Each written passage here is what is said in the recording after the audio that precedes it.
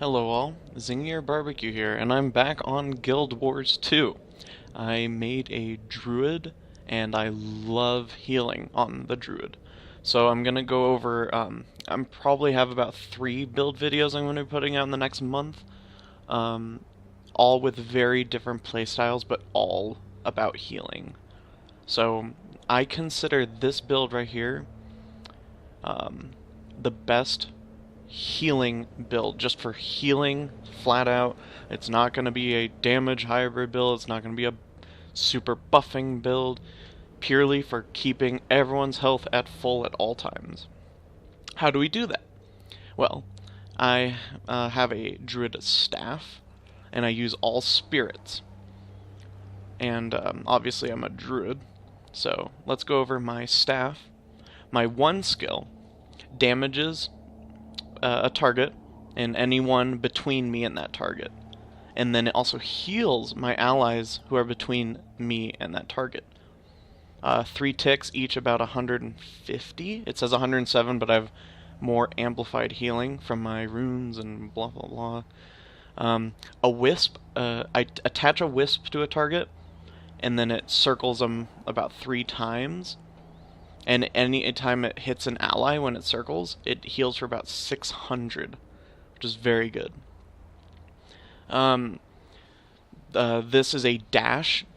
You can combo it with your water field from 5, and it does a huge, about 5k healing burst. That's just when you need a burst heal, but your avatar form is down. Vine Surge is mainly used for helping with break bar, or grouping up a lot of enemies who are lined up, or removing those certain conditions from allies. Not too useful for just, yeah, it's not too versatile. Sublime Conversion is really good at absorbing projectiles. It lasts 5 seconds, blocks all projectiles, except it also, instead of like the Guardian wall, it doesn't reverse the damage back. It turns the bullets into healing orbs that heal allies who they hit. It's kind of weird. So why am I going for full spirits? Now's a good time to go over our build. It's not, I gotta say, it's probably not the best druid build, but it is the best at healing. So let's go over why. Wilderness survival is what I go first for, just keeping me alive. If I'm dead, the team doesn't get heals. This is for solo healing. I can solo heal anything. Increase my endurance regen, helps me dodge more. When I get certain conditions, I gain regen. While I have regen, I get 5% damage reduction. With this build, I have permanent regen, so I have permanent reduction in damage taken. Whenever I dodge, we get, me and my pet get protection, which is nice. We have perma protection with this build too. And with the, endurance regen, and I am pretty tanky. My first CC put on me is transferred to my pet. This helps me with my healing uptime. I talk about DPS uptime in previous videos, and that's what this build is good at, just keeping the DPS up. Me and my pet take less damage while my health is above 90%. Well, all these are good at helping me stay above that. So, I take a lot less damage. Periodically, my pet will take conditions away from me. This is good for just because this build lacks condi clears, like a lot. So this is good for me. So selfish. Like I said, it's not the best druid build in my opinion, but it's still my favorite for running, just healing. Nature magic, of course, because spirits. Gain regen when I receive damage below half health. More regen, woohoo. Allies aid.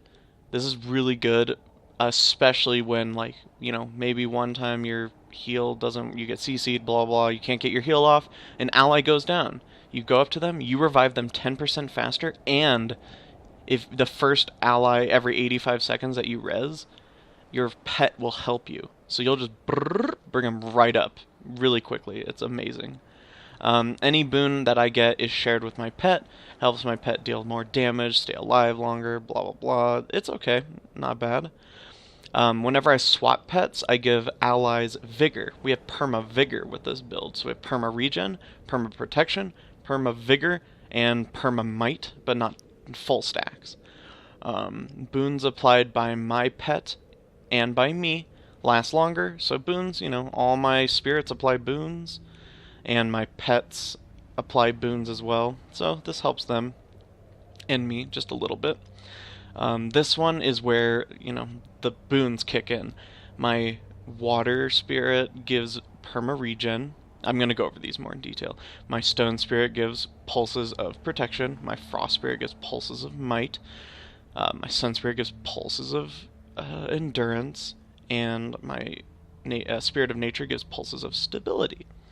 They also, all my spirits give 100% more health and the radius of their actives, because you can put down the spirit and then you can activate them, and then they kill themselves to do something. Well, that has a 50% larger radius, which is mainly only good for the spirit of nature, but it can help in other situations. Let's go over... I'm not done with Druid yet. Let's go over my Druid skills. I gain access to glyphs, staff. Basically, this is you become a Druid. Here is becoming a celestial avatar removes conditions and stun breaks. If you're running glyphs, you usually want to get cultivated synergy. More healing. This is a healing build. But since I don't run glyphs, this only activates when I put the spirit down, which is kind of useless. Sadly, I wish it was when you activated it, but it's not. So some situations I've been CC'd and I need to heal. I like being able to hit my avatar and instantly be in that form. So there's situations where I really like that. Whenever I heal an ally, I'm healed. Just helps with my survivability. None of these really help me since I'm not running glyphs on this build. Almost every build you would use this talent. Verdant, I don't know how to say that. Verdant Etching. Helps your glyphs cool down. Even if you have one glyph, this is worth it. But since I don't have glyphs, whenever I pop out of my avatar form, I give stealth and super speed to allies, which is actually kind of cool. Helps them reposition, drop aggro. It's mainly good for just repositioning out of dodge. I like it. It's not the best, but it's pretty cool. This is a really good talent. It increases my healing up to 20%. Pretty much you'll get this in combat. 20% increased healing. My spirit, my water spirit, the regen from it is about 440 right now, and the spirit of nature is about 430-ish. I know those can go way higher because I'm not done with my build. So about 900 healing a second just passively. It's amazing. Since I'm going full healing, I go lingering light, which makes it so every 12 seconds after I heal an ally, their next attack will heal them. This is good because when I'm not in avatar form, my heals are more periodic. They're not bursty, like, oh, you're dying and let me heal you. If you're dying, let me pop into avatar and heal you. So if that's on cooldown, I need as much little periodic healings as possible. The reason I didn't take this is because if I'm going for pure healing, I almost feel like it's a waste to I either don't get benefit from this because I'm not popping my avatar off cooldown to spam to get people more damage, and also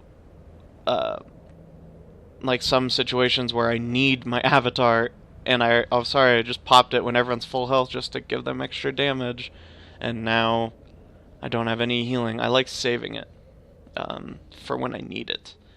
Let's go over my spirits, and then that will conclude this build, and I'll make another video on what I think a more viable build is, like people won't yell at you for, because this one's really fun, but it comes with its risks. Water spirit, I put down a spirit that gives regen to everyone, and then every 10 seconds an ally has a chance on hit to heal. So you have a chance on hit to heal here, and a heal on hit here for 870 and 863, plus the 50% increased healing to allies. So what is this? 800 for 35, so about like 1300 for both of these. That's like 2600 health every 10 seconds from these two skills, which is not bad at all. Not bad. Stone Spirit had put down a spirit. They have a chance on hit to get protection, which helps with the pulsing protection. Frost Spirit, a chance on hit to deal 10% more damage. This is just for buffing your allies to keep them killing. Sun Spirit is a chance on hit to apply burning, which is free extra damage. And then my favorite is Spirit of Nature. Heals allies period. It's like an extra regen. Just boop. Here you go, guys. Extra regen. It heals for a lot every second, and then the active, I guess I'll go over the active for all of them. You activate this and it just slams down a heal. Watch, I'll demonstrate all of them. It sacrifices itself to heal for a amount. The Stone Spirit, you activate it to immobilize. He shits his pants and immobilizes enemies in the area. The Frost Spirit lays down a little frost field that chills enemies.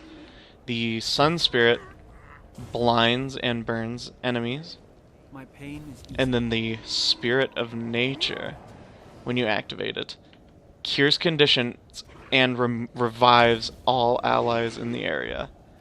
This can save a team. So no matter what build I'm running, I take Spirit of Nature for any healing build I'm taking, because just the free healing and the 900 radius revive or Condi cleanse. So yeah, gear and runes quickly. I'm not decked out yet. I just got this character up and I have some damage gear because I just ran some fractals. I have full cleric. I plan on going full cleric just for as much healing power as possible. And I know some people will comment being like, wow, Zealot's way better. I'm sure it is, but my goal with this build was to just get as much healing as possible. So please respect my choice to do that, and I guess I respect your choice to comment negatively about it. It's not the end of the world. I take Rune of the Monk for 10% increased healing to allies because I am a healer. Duh. So that's 10% from that, 20% from my specializations in Druid. I also have 10% in my Sigil of Transference, and then I get 10% from my Rice Balls. So all total, that is 50% increased healing. So all these numbers you see, like 397 a second, which isn't done because I'm not fully geared, is also going to be increased by 50%. And this build, I think, can just solo heal any raid forever. And fractals, blah blah blah. Yeah, so that is my healer, spirit, druid build. Thank you for watching. If you have comments, suggestions, I am going to be coming out with more builds, so I'd kind of hold out on suggestions until I come out with the next two. One is going to be a buffer build, which is more common, just I'm going to buff the damage of my teammates, and then the next one is a Beastmaster healer. I'm still going to be using spirits in both of these builds, because spirits are my favorite part, but I will be changing some skills and specializations to fit those roles. Well, enjoy your gaming experiences and have a fantastic day.